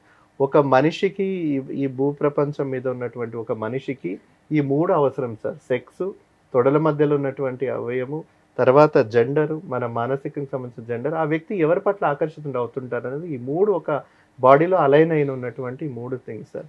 ఇందులో ఏ ఒక్కటి మిస్ మ్యాచ్ అయినా కానీ ఆ హ్యూమన్ బీయింగ్ అంతా లైఫ్ అంతా ట్రామాటిక్గా డిస్టర్బెన్స్గా ఉంటుంది సార్. సో ఒకరు జెండర్ అవ్వచ్చు, ఒకరు సెక్షువాలిటీ అవ్వచ్చు, మూడోది సెక్స్ అవ్వచ్చు సార్. పుట్టినప్పుడే ఆ బేబీ ఆడ మగ కానటువంటి అవయవాలతో పుట్టి ఉండొచ్చు, లేదా రెండు లేకుండా పుట్టి ఉండొచ్చు, కానీ ఆ స్టిల్ బేబీ లైఫ్ బ్రతుకుతుంది ఆ బేబీ. కానీ ఎలా ట్రీట్ చేయబడుతుంది సమాజంలో అని అంటే అదొక క్వశ్చన్ మార్కే. సో ఇక్కడ ఒక సెక్స్ బేబీ అయినా, ఒక జెండర్ వ్యక్తి అయినా, ఒక సెక్షువాలిటీ వ్యక్తి అయినా, మేము ముగ్గురం కూడా ఈ జీవితంలో మా శరీరం కోసం, మా మనసు కోసం, మా అస్తిత్వం కోసం మేము పోరాడుతూ ఉంటాం.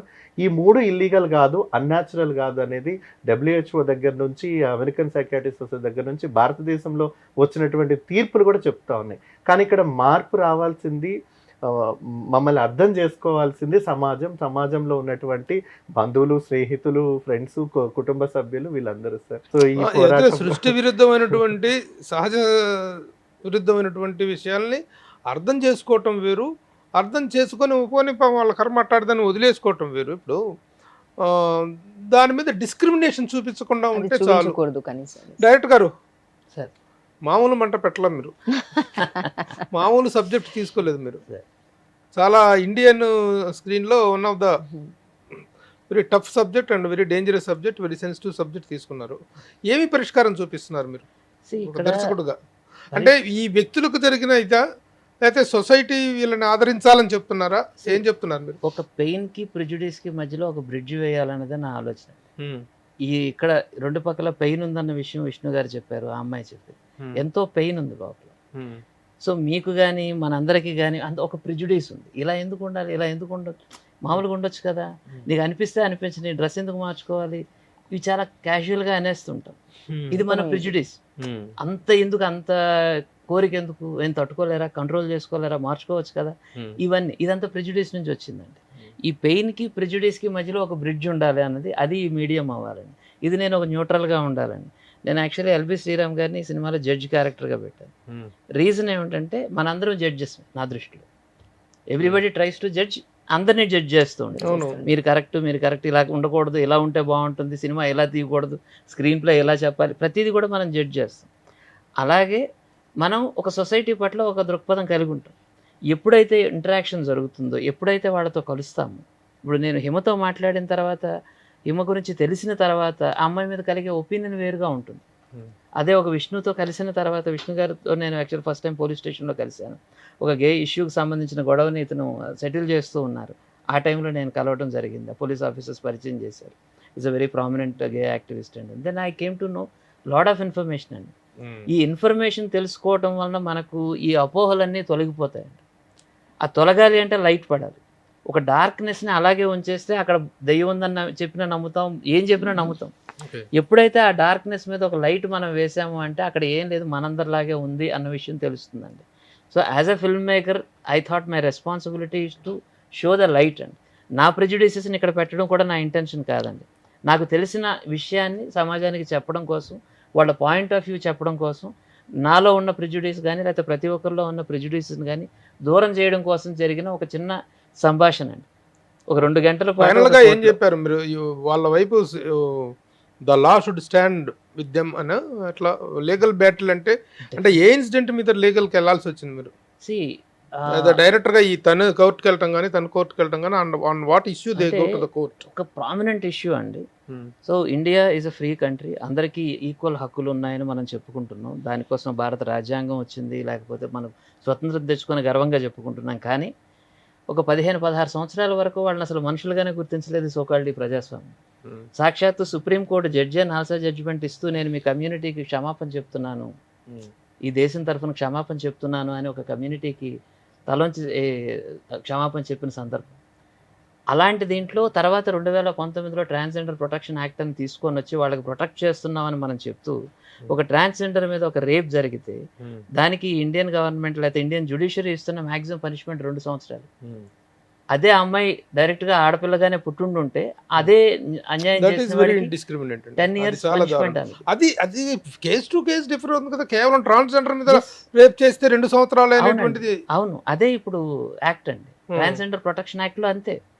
ఒక ట్రాన్స్జెండర్ రేప్ చేస్తే అది రేప్ కాదండి. మన ఇండియన్ డెఫినేషన్ ప్రకారం రేప్ అనేది ఒక మగవాడు ఒక ఆడపిల్ల మీద చేసిన అత్యాచారం మాత్రమే. ఒక మగవాడు ఒక ట్రాన్స్జెండర్ మీద చేస్తే అది రేప్ కింద కూడా రాదండి యాజ్ పర్ ద డెఫినేషన్. అదే కోర్టులో డిస్కస్ చేస్తారు, ఇది అసలు రేపే కాదు, దీన్ని రేప్ అంటారేంటి అని. ఇదే పోలీస్ స్టేషన్ కి అమ్మాయి తరఫున కేసు అంటే మామూలుగా ఏ complete women being raped by A complete man, అది డెఫినేషన్ అయి ఉంటుంది. ఏం లేదండి, కంప్లీట్ కన్సిడరేషన్ ఏంటంటే అక్కడ కోర్టులో కానీ దీని ఒక అత్యాచారం జరిగిందంటే ఎవరి మీద జరిగింది? ఒక అమ్మాయి మీద జరిగింది, ఒక అబ్బాయి చేశాడు. కానీ ఇక్కడ అదే తీసుకొని it cannot be taken as full rape or full case గా అనేటువంటిది అభిప్రాయం. ఇమోషన్ అయితే ఇమోషన్ ఇస్ ఇమోషన్ ఫర్ కేవలం 2 సంవత్సరాలని పెట్టడం అనేటువంటి దాని వెనక ఉన్నది ఏంటంటే ఒక ఆడపిల్ల నేను ఆడపిల్లని అని చెప్పుకుంటున్నా గానీ మీరు నమ్మడానికి సిద్ధం లేకపోతే అసలు అట్లా కాదుగా. ఒక వ్యక్తి మీద ఇష్టం లేకుండా చేయి వేసిందే రేపు. జనరల్ న్యూట్రల్ ట్రాన్స్జెండరా ఎవరా అనేటువంటిది అసలు దట్ ఈస్ నాట్. ఇప్పుడు జనరల్ న్యూట్రల్ లాస్ రావాలని చాలా మంది పోరాటం చేస్తూ ఉన్నారు. ఈవెన్ అబ్బాయి మీద రేప్ జరుగుతుందని మొన్న ఏదో పంజాబ్ లో జరిగింది, ఒక 4 అమ్మాయిలు ఒక అబ్బాయిని రేప్ చేశారని. అది వినడానికి మనకు అది ఆశ్చర్యంగా అనిపిస్తుంది. ఈ అమ్మాయి తరఫున ఎవరైనా కోర్టుకి పోలీస్ స్టేషన్కి వెళ్ళి ఎఫ్ఐఆర్ రాయాలంటే రేపా మీ మీద ఎలా జరుగుతుంది? అసలు రేపు ఎవరు చేస్తారు? అసలు ఎలా జరుగుతుంది రేపు? ఎందుకంటే బికాస్ వాళ్ళకి అర్థం కూడా క్లారిటీ కూడా లేదు. మొన్న ఒక డాక్టర్ గారు కూడా నాతో మాట్లాడుతూ ఎంబీబీఎస్లో సోకాల్డ్ మెడికల్ ఎనాటమీలో అమ్మాయిల గురించి అబ్బాయిల గురించి మాత్రమే ఉంటుంది కానీ మాకు ఈ ట్రాన్స్జెండర్ సబ్జెక్ట్ కూడా మాకు తెలియదండి అని. సో కాబట్టి డాక్టర్స్కి ట్రాన్స్ఫోబియా ఉందండి. ట్రాన్స్ఫోబియా అంటే ట్రాన్స్ వాళ్ళు ఎవరన్నా వచ్చారు వాళ్ళకి ట్రీట్మెంట్ ఇవ్వడానికి డాక్టర్స్ యాక్సెప్ట్ చేయరు. కాబట్టి వాళ్ళ కోసం స్పెషల్ క్లినిక్స్ పెట్టాల్సిన ఒక అవసరం వచ్చిందండి. డిస్క్రిమినేషన్ ఏ స్థాయిలో ఉందో చూడండి. ఈ సినిమాలో అమ్మాయి నర్స్ క్యారెక్టర్ చేస్తుందండి.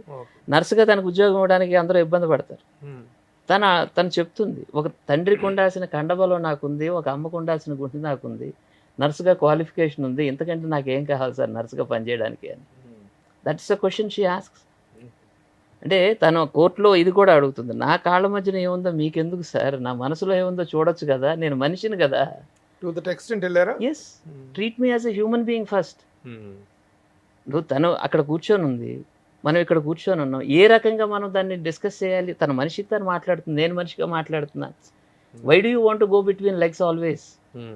ఇట్స్ ప్యూర్లీ దేర్ పర్సనల్ కదా. దాన్ని మీరు నెగోషియేట్ చేసేసి లేకపోతే అది కాదు అని చెప్పాలి. ఇక్కడ I want to ask you one question అమ్మా. మనం ఓపెన్ గా మాట్లాడుకున్నాం కాబట్టి ఈ వచ్చేసిన తర్వాత మీకు ఆపరేషన్ చేశారు. ఆపరేషన్ చేసిన తర్వాత ఆ పురుష ఇవన్నీ తీసేసి you are given in women organs. అలాంటప్పుడు మీరు మ్యారేజ్కి ఓకే కదా? మీరు మ్యారేజ్ మామూలుగా ఒక ఆడవాళ్ళు చేసుకున్నట్టు ఋతుక్రమం కానీ ఋతుక్రమం అవుతూ ఉంటుంది, అలాగే మ్యారేజ్ చేసుకోవటానికి ఎలాంటి ఇబ్బంది లేని పరిస్థితి కదా ఉంటుంది. మరి అది ఎందుకు చేసుకోవట్లేదు? దాన్ని ఎందుకు యాక్సెప్ట్ చేయట్లేదు? అంటే ఇలా చాలా మంది మారిన తర్వాత చాలా మందికి మ్యారేజ్లు అయ్యాయి. మారిన తర్వాత they can give birth. Birth లేదండి, ఎందుకంటే Birth గర్భసంచి ఇచ్చేటువంటి- లేదు. అదే ఇందాక అడిగిన గర్భసంచి లేదు, గర్భసంచి ఉండదు. ఉండదు. కానీ అది కూడా జరిగిందండి. ఒక ప్రజెంట్ థాయిలాండ్ లో ఏవో ఆపరేషన్స్ జరుగుతూ ఉన్నాయి. వాళ్ళు ఏదో కానీ టూ డిఫరెంట్ పర్సనాలిటీస్ని ఈరోజు మా ప్రతినిధి వీళ్ళిద్దరిని సపరేట్గా కూడా మళ్ళీ ఇంటర్వ్యూ చేసుకొని అసలు దీని మీద what is the outlook of the society అనేటువంటి వాటి మీద మనం మీరు అంత సినిమాయే తీశారు, మేము ఒక ఇంటర్వ్యూ చేయలేము. మీరు వేరే కంట్రీస్కి వెళ్తే గే అనేది చాలా కామన్ గా వాళ్ళు చాలా యాక్సెప్ట్ చేసేసారు అక్కడ. అవును. అసలు అక్కడ కూడా సిరీస్ ఉంటాయి కదా, అందులో కూడా వాళ్ళు ఒక ఫ్యామిలీ, ఇది ఒక ఫ్యామిలీ ఉంది, ఇందులో 2 పిల్లలు ఉన్నారు. ఇక్కడ 2 మగాళ్ళే ఉన్నారు, వాళ్ళ గేజ్ ఉన్నారు, వాళ్ళు ఒక బేబీని అడాప్ట్ చేసుకుంటారు. So that's series. వాళ్ళు చాలా హ్యాపీ ఫ్యామిలీస్ అన్నమాట. మన దగ్గర కొన్ని కంట్రీస్ లో 2 మగాళ్ళు కలిసి తిరుగుతుంటే ఇదే అనుకుంటారంట. ఆ విషయంలో మన కంట్రీ కొంచెం ప్రోగ్రెసివ్ అండి. 2 మగాళ్ళు భుజం మీద చేతులు వేసుకుని మా ఫ్రెండ్స్ కూడా అనుకుంటారు, ఫ్రెండ్స్ మనల్ని ఎవరన్నా చూస్తే ఏ ఫారినర్ చూసినా మనల్ని అదే అనుకుంటారు. ఎందుకంటే భుజం మీద చేయేస్తే అక్కడ ఇమీడియట్ గా వచ్చే మీలాంటి వాళ్ళు ఎంతమంది ఉన్నారు? మీరు సొసైటీ రన్ చేస్తున్నారు కదా, మీ రైట్స్ కోసం ఫైట్ చేస్తున్నారు కదా, బోత్ ద స్టేట్స్ లో ఎంతమంది ఉన్నారు గేలు గే యాక్టివిస్టులు?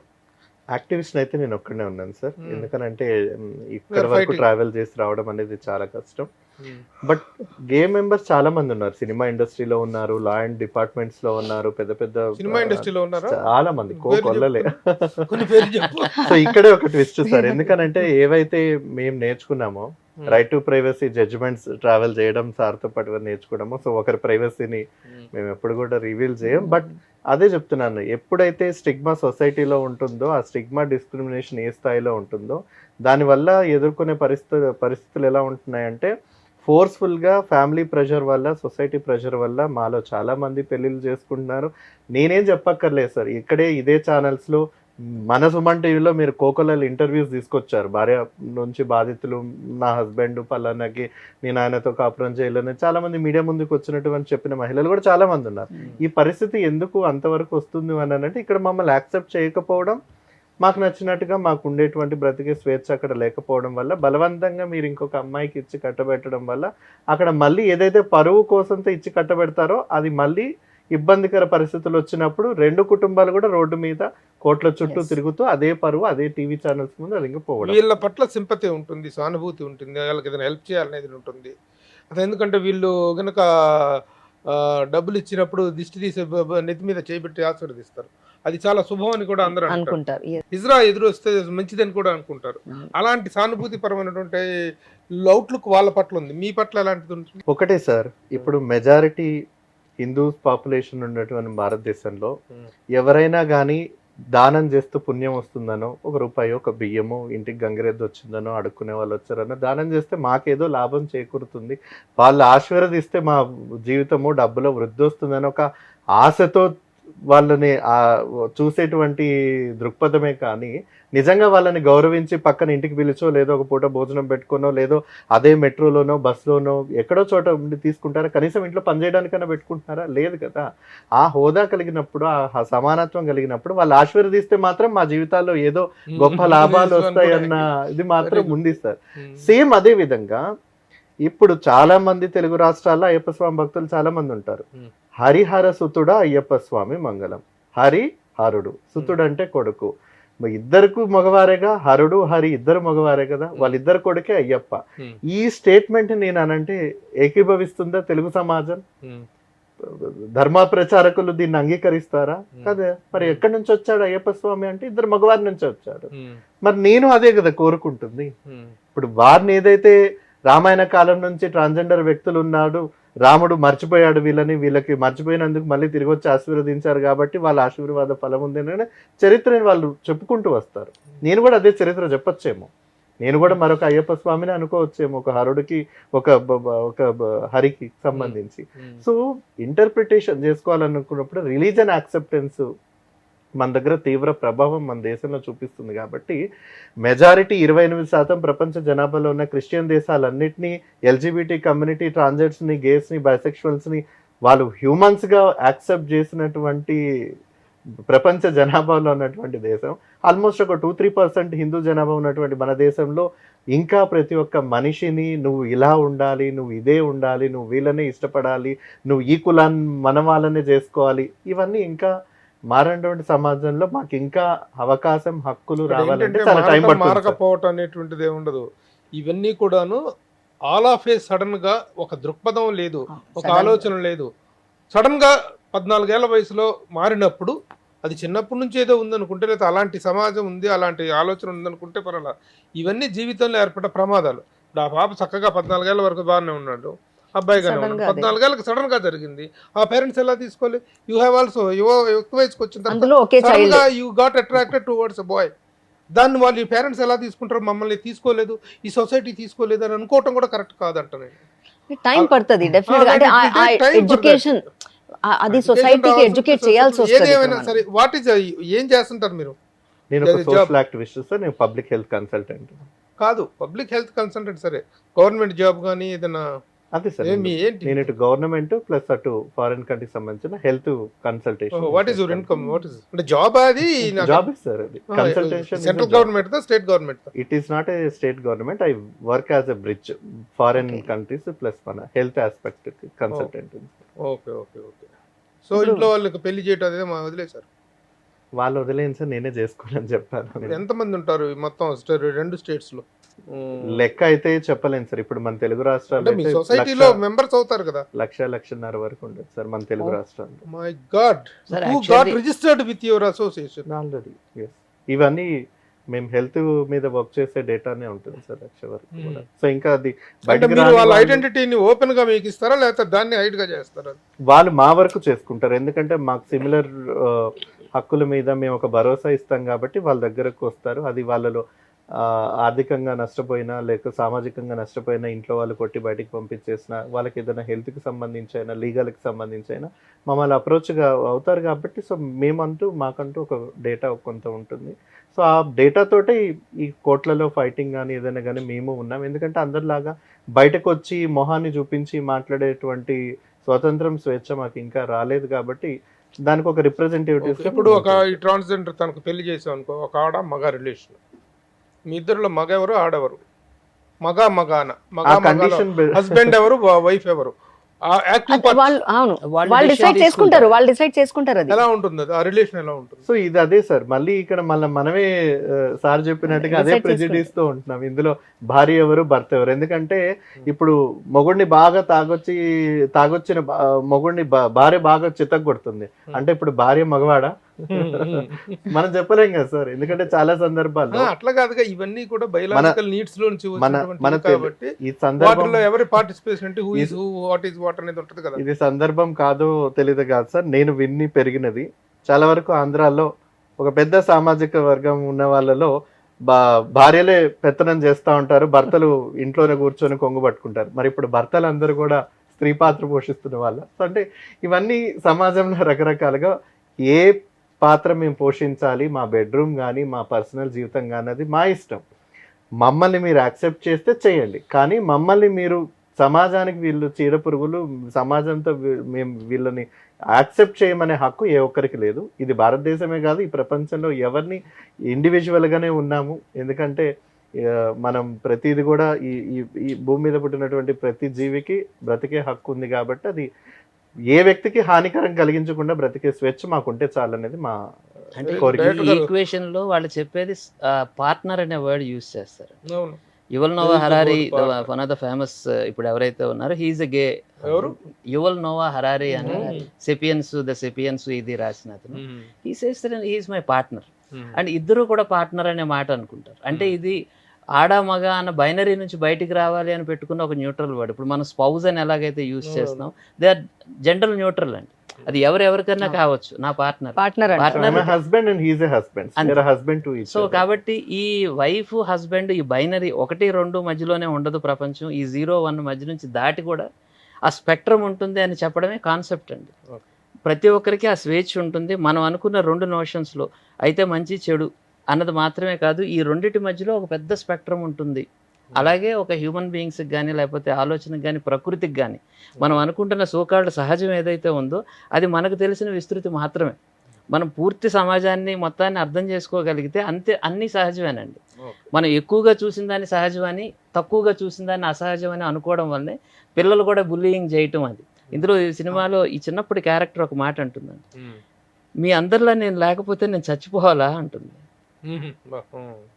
నేను మీ ఫ్రెండ్నే కదా, నన్ను ఫ్రెండ్గా చూడొచ్చు కదా, నాకు ఆడపిల్లలా ఉండాలని ఉందిరా, నాకు మీతో ఆడుకోవాలని ఉంది, నన్ను ఎందుకు ఇలా ఆట పట్టిస్తున్నారు చెప్పండి అని ఏడుస్తుంది. చిన్నప్పటి నుంచి మీతోనే ఉన్నాను కదా, ఒక్కసారి ఎందుకు మీలాగా తేడాగా కనిపిస్తే నన్ను ఎందుకు ఇలా విక్టిమైజ్ చేసేస్తున్నారు.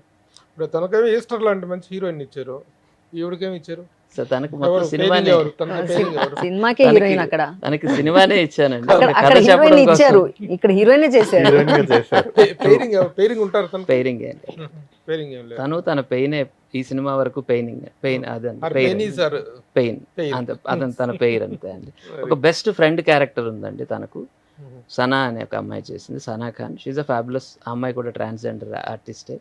ఇలాంటి ఒక ఫ్రెండ్ ఒక మనిషికి ఉంటే ఎంత పోరాటం అన్నా చేయొచ్చు అనే ఒక నమ్మకాన్ని ఇవ్వగలిగే ఫ్రెండ్. అంటే ఇక్కడ పార్ట్నర్ అన్నది కేవలం ఫిజికల్ ఇంటిమసీ ఉన్న పార్ట్నరే కానక్కర్లేదండి. అంటే ఏడ్చినప్పుడు భుజం ఇవ్వగలిగే ఎవరైనా కానీ ఒక ఎమోషనల్ పార్ట్నర్. అలాంటి ఒక స్ట్రాంగ్ సపోర్ట్ ఉండే ఒక క్యారెక్టర్ ఉంది, హర్ కంపానియన్ అండి. వెరీ గుడ్ డైరెక్టర్ గారు. ఇప్పుడు మనకు ఇందులో మహాభారతంలో కూడా చూస్తే మనకు ముందు నుంచి చెప్పారు, మనం యాక్సెప్ట్ చేయలేదు. బ్రహ్మలలా అని ఒక క్యారెక్టర్ ఉంది అక్కడ. అంటే ఇందులో ఒక పోయం ఒకటి ఉంటుందండి ఆ అమ్మాయి దేని మీద, నేను అది షార్ట్ టైం అయినా కూడా బట్ అది ఒకటి ఉంది. అంటే ఇందులో ఒక చిన్న పోయం సార్ అది, నేను రాముడి దీవెనని, కృష్ణుడి లీలని, అజ్ఞాతంలో బృహన్నలని, యుద్ధంలో శిఖండిని, కానీ అమ్మా నాన్నకు మాత్రం అసహ్యాన్ని అని. గుండెలు పిండారు డైరెక్టర్ గారు. నేను కొన్ని ట్రాన్స్జెండర్స్ మీద వచ్చిన పుస్తకాలు చదివామండి, హృదయ విదారకంగా ఉంటాయి, గుండెలు పిండేసినట్టు అయిపోయింది. వీళ్ళ మీద జరిగే దౌర్జన్యాలు. ఇంకొక యాంగిల్ కూడా తీసుకున్నారా మీరు? తీసుకొని ఉంటే కూడా బాగుంటుంది. ఇప్పుడు ట్రాన్స్జెండర్స్ అనగానే అందరూ సానుభూతి పనులు కాదు, అక్కడికి వీళ్ళ దగ్గరకు వచ్చి, ఇళ్ళ దగ్గరకు వచ్చి గృహప్రవేశాలు చేస్తుంటే, పెళ్ళిళ్ళు చేసుకుంటే వాళ్ళు వచ్చి చేసే దుర్మార్గం, వాళ్ళు వచ్చి చేసే దౌర్జన్యం అలా ఇలా ఉండదు, చాలా అసహ్యంగా అసభ్యంగా ప్రవర్తిస్తారు. అలాంటి రైళ్లలో వెళ్తుంటే కొట్టేస్తున్నారు, చాలా బీభత్సాలు దౌర్జన్యాలు చేస్తున్నారు. ఆర్గ్యుమెంట్ కూడా కోర్టులో ఉంటుంది సార్, ఆర్గ్యుమెంట్ కూడా కోర్టులో డిఫెన్స్ లాయర్ గారు పెడతారు. అండ్ అలాగే మీరన్న ఈ బహురూపీలు ఎవరైతే ఉన్నారో చీర కట్టుకొని వచ్చి అడుక్కుంటున్న వాళ్ళకి సంబంధించిన టాపిక్ కూడా డిస్కస్ చేయడం జరిగింది. ఎవ్రీథింగ్ టోటలీ స్పెక్ట్రమ్ అంతా కూడా ఒక 2 గంటల సినిమా నిడివిలో ఎంతవరకు చెప్పొచ్చు అన్నదాన్ని నేను చూస్తూ, ఒక ఎమోషనల్ ఎక్కడ బ్రేక్ ఇది కాకుండా ఒక కోర్ట్ రూమ్ డ్రామాని వాళ్ళకి చూపించాలని. ఎందుకంటే బికాస్ ఒక ఆడియన్గా నేను చూస్తే ఆ సినిమా నేను ఒక సినిమాలో చూడగలగాలి, అది ట్యాక్సింగ్ అవ్వకూడదు అనేది నా మొదటి నుంచి నేను పెట్టుకున్న ఒక పర్స్పెక్టివ్. సో ఓకే డైరెక్టర్ గారు, చాలా సేపు మాట్లాడుకున్నాం. తన విషయంలో ఏంటంటే ఇలాంటి ఒక మైండ్ సెట్ని డెవలప్ చేసుకుని చాలామందికి తన శరీరంలో జరిగినటువంటి మార్పు కానీ, తను ఎందుకు అలా అయ్యాడనేటువంటి దాని మీద అవగాహన లేకుండా, కానీ తన దీని పట్ల కానీ, తనలాంటి వాళ్ళ పట్ల కానీ తను ఏర్పరచుకున్న అవగాహన కానీ, తను చేస్తున్న పోరాటం కానీ, యాక్టివిస్ట్గా తను చేస్తున్న రోడ్డు మీద కుక్కలాగా పడి తిరగటం నాకు కోరిక వచ్చింది కాబట్టి అనేలా కాకుండా, ఒక అవగాహనతో హైలీ ఎడ్యుకేటెడ్ పర్సన్గా తను సిచ్యువేషన్ని తను అనలైజ్ చేసుకోగలగటం అనేటువంటిది గుడ్ థింగ్. అంటే ప్రతి పేరెంట్స్ ఫస్ట్ ఆఫ్ ఆల్ ఏంటంటే ప్రతి పేరెంట్స్ యాక్సెప్ట్ చేసుకోవాలి అంటే చాలా కష్టం, చాలా కష్టం, నో డౌట్, అంత ఈజీ కాదు. కానీ అట్లీస్ట్ అతను స్ట్రాంగ్ గా చెప్పగలిగాడు, no I don't want to get married, నేను పెళ్లి చేసుకుంటే ఇంకొక లైఫ్ కూడా స్పాయిల్ చేసినట్టు కదా. ఇలాంటివి చాలా జరిగాయి, నాకు కూడా తెలిసిన కొన్ని కేసెస్ ఉన్నాయి, ఇలాంటివి చాలా జరిగిన తర్వాత చెప్పుకోలేక, ఆడపిల్ల చెప్పుకోలేక ఇంటి వదిలేసి వెళ్ళిపోతారు. అలాంటివి జరుగుతాయి చాలా. వీళ్ళ విషయంలో కూడా నేను అది కూడా మా షూటింగ్ దగ్గరే వస్తారు, ఆటో తీసుకొని తిరుగుతారు, జెంట్స్ ఉంటారు, ట్రాన్స్జెండర్ అనేసి వచ్చేసి అక్కడ అమౌంట్ కలెక్ట్ చేసుకొని వెళ్ళిపోవడం. ఓకే హిమబిందు, చక్కగా ఉన్నావు, అందంగా ఉంది, చాలా అందంగా ఉన్నావు. ఈ సినిమా హిట్ అయిన తర్వాత నీకు మంచి హీరోయిన్ ఛాన్స్లు వస్తాయి, పెద్ద స్టార్స్ తో. Let us hope the best మా. yes definitely యాక్సెప్ట్ చేసి అలా చేయాలి కూడా, ఆపర్చునిటీ ఇవ్వాలి. నీకు వచ్చినటువంటి మంచి అవకాశం లైఫ్లో డిప్రెషన్ అనేటువంటిది ప్రతి ఒక్కరికి మీ రూపంలో ఉన్నారు కాబట్టి మీకు ఉంటాయి. ఎవరి సమస్యలకు వాళ్ళకి డిప్రెషన్స్ ఉంటాయి. Overcoming the depressions and overcoming the hardships అనేటువంటిదే లైఫ్. ఆ యాంగిల్లో చూసుకోండి. చక్కగా మంచి సినిమా జూన్ 19th ప్రేక్షకుల ముందుకు రాబోతోంది. Battle legal battle June 19th ప్రేక్షకుల ముందుకు రాబోతుంది. మనం అన్ని సినిమాలు చూసినట్టుగా ఇదే తర్వాత చూద్దాంలే, ఓటీటీలో చూద్దాంలే అనే యాంగిల్ కాకుండా ఇలాంటి సినిమాని ఆ లీగల్ ఫైట్ ఎలా జరిగింది, అనగారినటువంటి పరిస్థితుల్లో నుంచి వీళ్ళు ఏ విధంగా ఫైట్ చేసుకొని వాళ్ళ హక్కుల కోసం పోరాడాడు, వాళ్ళ కోసం ఇలాంటి ఒక సంస్కారవంతమైన దర్శకుడు ఎలా ఫైట్ చేశారు అనేటువంటిది చూడాలంటే let us see the film in theaters. June 19. నమస్తే.